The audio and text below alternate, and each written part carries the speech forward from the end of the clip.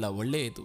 ನವ ದಂಪತಿಗಳು ಒಂದು ಬಾಡಿಗೆ ಮನೆಯಲ್ಲಿ ವಾಸವಾಗಿದ್ರು. ಮರುದಿನ ಬೆಳಿಗ್ಗೆ ಪಕ್ಕದ ಮನೆಯ ಆಕೆ ಬಟ್ಟೆಗಳನ್ನ ಒಗೆದು ಒಣಗಿಸಲು ಹಾಕುತ್ತಿರುವುದನ್ನು ಈಕೆ ಕಿಟಕಿಯಿಂದ ನೋಡಿದ್ಲು. ಒಗೆದ ಬಟ್ಟೆಗಳ ಕೊಳೆ ಸರಿಯಾಗಿ ಹೋಗಿಲ್ಲ ಅಂತ ಆಕೆಗೆ ಅನಿಸಿತು. ನೀಟಾಗಿ ಬಟ್ಟೆ ಒಗೆಯಲು ಆಕೆಗೆ ಗೊತ್ತಿಲ್ಲದಿರಬಹುದು, ಅಥವಾ ಆಕೆಯ ಹತ್ತಿರ ಒಳ್ಳೆಯ ಸಾಬೂನು ಇಲ್ಲದಿರಬಹುದು. ಪಕ್ಕದ ಮನೆಯಾಕೆ ಬಟ್ಟೆಗಳನ್ನು ಒಗೆದು ಹಾಕುವಾಗಲೆಲ್ಲ ಕಿಟಕಿಯಿಂದ ನೋಡುತ್ತಾ ವ್ಯಂಗ್ಯವಾಗಿ ತನ್ನ ಪತಿಯತ್ತ ಹೇಳುತ್ತಿದ್ದಳು. ಪತ್ನಿಯ ಮಾತಿಗೆ ಆತ ಏನು ಪ್ರತಿಕ್ರಿಯಿಸುತ್ತಿರಲಿಲ್ಲ.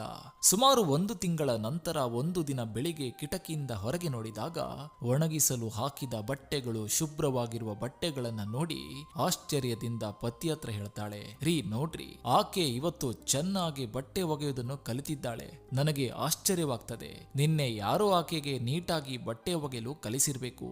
ಮತ್ತೆ ಪುನಃ ಅಪಹಾಸ್ಯ ಮಾಡುತ್ತಾ ಹೇಳಿದ್ದು. ಆತ ಹೇಳ್ತಾನೆ, ಇವತ್ತು ನೀನು ಹೇಳುವುದಕ್ಕಿಂತ ಮುಂಚೆ ನಾನು ಎದ್ದು ನಮ್ಮ ಮನೆಯ